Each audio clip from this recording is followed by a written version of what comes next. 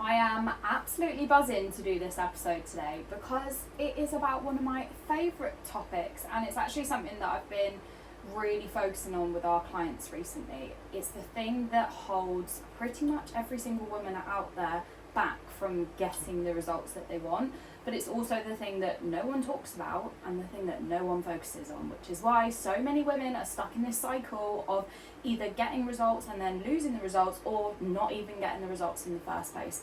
And that is how to stop sabotaging your own success. Now look, self-sabotage is, I guess, what you would call a silent killer, and it's going to kill your progress. And it will affect absolutely everyone at some point, myself included, every single coach out there included. It's bound to happen. Now, there's different forms of self-sabotage, but as a whole, it's normally where we either procrastinate, we give into old habits, or we actually just second guess ourselves. Most people know what they need to do, but something actually stops them from doing it. Because look, if you wanted to drop weight, let's say you want to lose 10 kilograms in the next 90 days, which is essentially what we help our ladies to do, you could go on Google and type in how many calories and what training plan should I do. The information is out there, right? So you can easily access this information. It's never been easier to access information about getting results in your health and fitness. But that doesn't get you the results. Like, there's something that's actually stopping you from getting there, and because you're not focusing on it, you're left feeling so frustrated, and then you wonder why you can't actually ever get to where you want to get to. So I'm going to cover in this episode why, like the why essentially behind self-sabotage, and I'm going to give you the tools that you need to actually break free from it. So look, the chances are you keep putting off tasks, or you're delaying decisions that could actually move you forward. And I'm sure a lot of you can relate to this. When things get really tough, you find yourself slipping back into old habits. You find yourself going back to the person that would use a takeaway to make themselves feel better after having a bad day. Or they would go to the biscuit tin when their partners pissed them off. Or they would start picking at their kids' leftovers on their plate because something has annoyed them, or because the kids are annoying them, or because you don't want to waste food. Whatever it might be, there's these behaviours that are actually happening in your day-to-day life without you realising it. And then you get annoyed when you don't get the results that you want, because you're not actually aware of these behaviours. And look, you might actually be aware of them, but you might not be able to stop yourself from doing them. You might think that, okay, I've got a meal plan now and a training plan, so everything's going to be totally fine, and it goes well for the first couple of weeks, and then before you know it, you are back to where you started because you've gone, screw this, I want that takeaway because my boss has pissed me off. Even when you make a bit of progress, there is still a voice in your head that makes you doubt yourself, that holds you back, and that wants to keep you in this so-called safe space that you've been in for so long. This is the problem. A lot of the time, women don't actually believe that they can get results, and when they start to make progress, when they start to get to the point they want to get to, they panic. There's this voice that makes them think, oh my god, this is not okay because you're now no longer safe, and this is too much change and you're not going to get there, so you might as well go and do what you normally do. That's why fad diets don't work. It's why you see people do 12-week challenges and rebound back straight after, because you don't deal with these internal things that are actually the real core reason as to why you're in the position you don't want to be in the first place. You are not unhappy in your physique because you've had a takeaway every week for the past year. You're unhappy in your physique because you're not dealing with the reason why you've chosen to have a takeaway every week for the past year. There's a huge, huge difference, and it's always overlooked. People don't talk about it enough because it's not glamorous, because everyone just wants the next best thing that's going to get them quick results. It's why the injections are on a hype at the moment, dare I say it, because they breed quick, I hate the word results and injections in the same sentence, but they do breed quick results, so to speak. but they don't deal with the problem. Like, you have to work on this stuff if you actually want to get results that are going to last. Otherwise, you're just going to stay in this loop of getting results, losing them, and you're going to get so frustrated. You will know deep down that what I'm saying right now is making sense. And you might be like, but Rach, I need to lose a few pounds for my holiday. You can, but you can also do this stuff, and you should also do this stuff so that when you come back from your holiday, you've not regained all of the weight that you've lost, and you're also feeling ready to push on and get to the next stage. You've probably tried using willpower to push through. I actually hate the word willpower because, I don't know, I just think it sucks, and I think there's a lot more to it than just us relying on some willpower or whatever you might call it. Like, there's so much more to unpack, and there's so much more that you have to focus on and develop in yourself internally to be able to push through something. It's not willpower that's going to get you there. You've probably set some goals, and you've probably had an intention. I'm going to say, you know, on a Sunday you sit down and you think, right, I'm going to get my shit together this week. So onto Google, onto Instagram, onto TikTok, best tips to lose body fat as quickly as possible, and how many calories should I eat, and what workout should I do, and you write out your little plan, and you've got it, and Monday morning hits and you're like, boom, ready to go. And you do well for a couple of days, and then you're in the office and the girls bring in some biscuits, and you have a couple, and then you feel really bad for it, and then you go, well, I fucked it, so I might as well have some more, and you let those old habits creep in again. That's not your fault. The TikTok, Instagram, YouTube workouts were never going to work anyway. But you're not focusing on the real problem here, and that's the thing that's going to create long-lasting change for you. That's the thing that's going to guarantee success.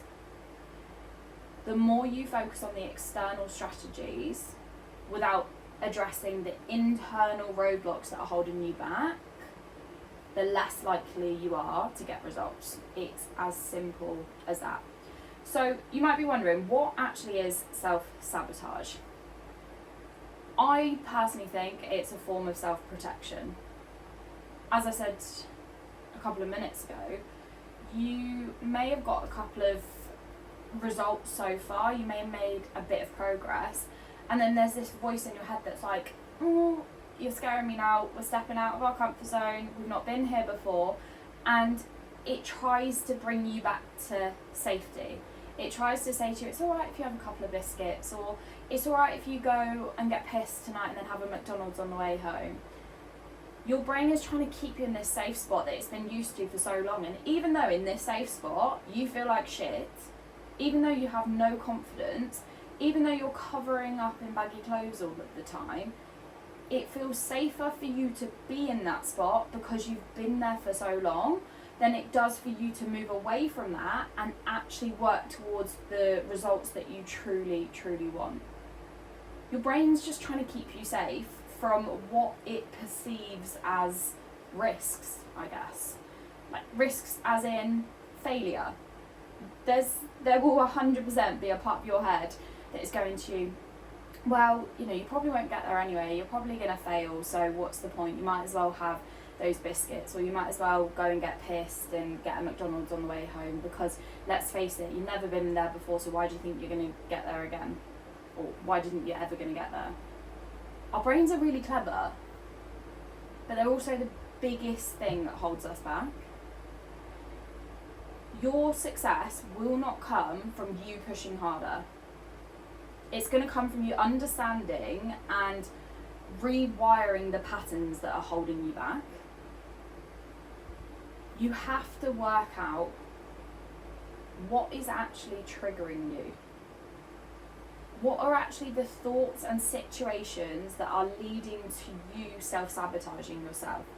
So, as I said, let's say you've had a really bad day at work, your boss has pissed you off for whatever reason, and any time that happens, you come home, you slouch on the sofa feeling sorry for yourself, maybe you have a little bit of a cry to your partner, and then either you or your partner goes, oh, we've had a bad day, should we just get a takeaway? The trigger isn't your partner or you going, should we get a takeaway? The trigger is the fact you've been pissed off, and the thing that you associate with making you feel better is then getting the takeaway. You have to get so clear on these things, because if you don't, you're going to stay stuck in this cycle of, what's the next best plan that I can use? What workout should I do? It doesn't work. So you need to ask yourself, are you avoiding something because it feels overwhelming? Are you procrastinating because you're maybe afraid of not actually being able to do it perfectly, and you think, oh well, normally I do things for a few weeks and then life happens and I just give up, so there's no point really if I can't do it perfectly. I am telling you now, every single client that I have has struggles on their journey that quote unquote throws them off track, even though there's no track to be on in the first place. But we'll cover that on another episode. If you are constantly stuck in this thought process of what if I fail, you will always opt to do the self-sabotaging behaviours. You'll always go back to old habits, because again, that keeps you safe. You've been there for a while.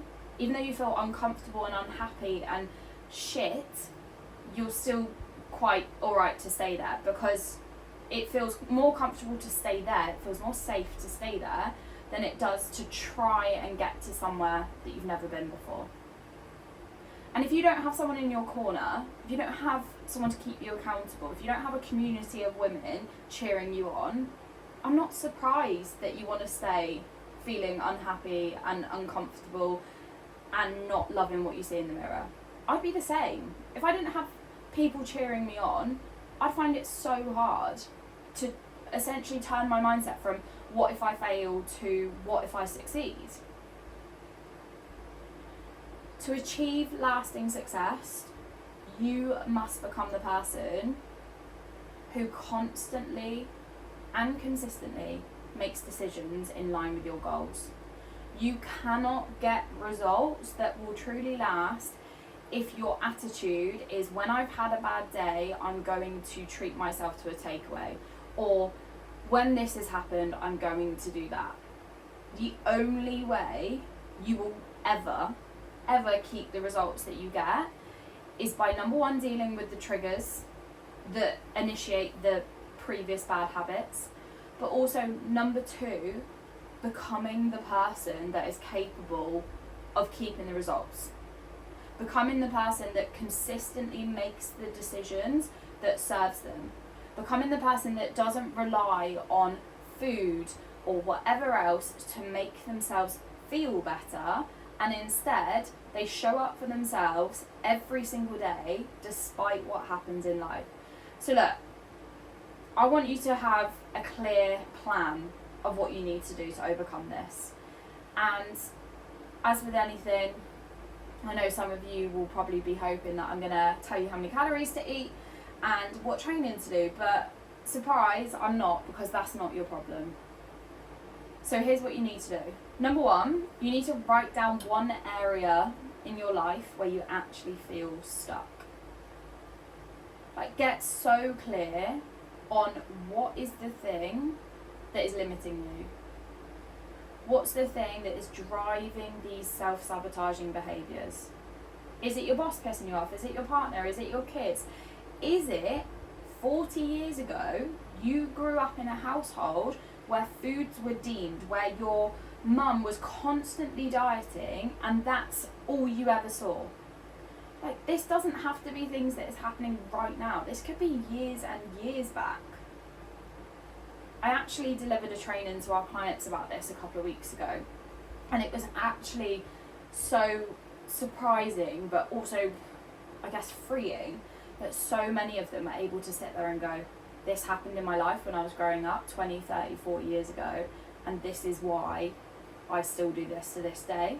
Because now that they've highlighted the trigger, they're now able to overcome it. Really take time to think about this. Don't just sit there and go, oh, I can't think of it and let's move on. Like, this is the most important step. Then you need to ask yourself, what can I actually do about it today that's going to move me closer to my goal? Like, what's the small thing that I could potentially change right now in this moment that will help me? It could be, if your trigger, or if the typical behaviour is when you have that bad day at work, you go home and you or your partner says about the takeaway, the small commitment you need to make, in fact there's two. I'll give you a bonus one. Number one, you need to have a conversation with your partner and just say, look, this is what I need to stop doing and this is what we need to do instead. What you need to do instead is either have your food prepped so you've got no reason to not eat it, or have an agreement with yourself that on these days we are going to have X, Y and Z meals. Just like make your life easier. But you need to have that thing in place that you know you are going to do to overcome it. Because if you don't have that in place, then you're kind of just stuck. And you can sit there and go, right, well this is the trigger. But then if you don't know what you're going to do about it, you're probably just going to fall back into the same bad habit. So you need to get really, really clear on what you're going to do about it. Keep this so simple. You don't need to overwhelm yourself. You don't need to try and deal with everything in one go. And you certainly do not need to go on TikTok, YouTube or Instagram and find a new workout and a new nutrition plan for you to follow. That is not your problem. It is not why you haven't got results. Self-sabotage is the biggest thing that holds women back from getting results. It's because you're fearful. It's because you've got that voice in your head that is saying, you've not been there before, so maybe it's a good idea if you just stay where we've been because we're kind of comfortable here, even though we feel uncomfortable and unconfident and we feel shit. Like, you've been here long enough, so you might as well just stay here.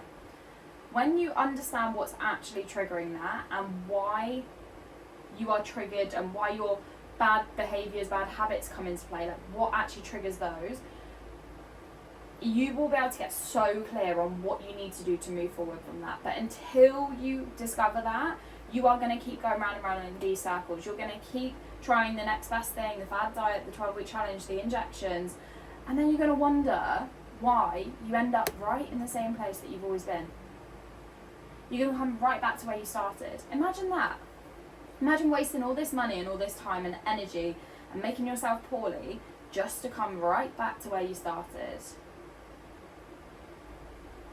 I know that this is a lot to take in, and I know it's probably something you haven't thought about before, but again, that's why you're in the position that you don't want to be in. It's why you've never got the results that you wanted and kept them.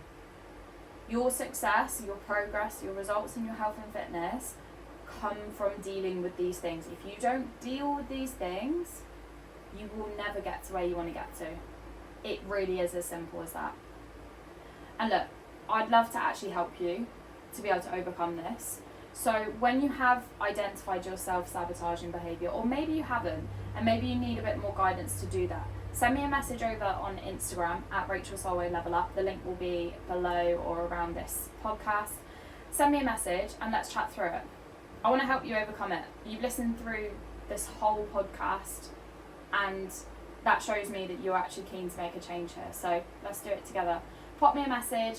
Thank you so much for listening. I hope this episode has been really, really helpful and I look forward to seeing you on the next one.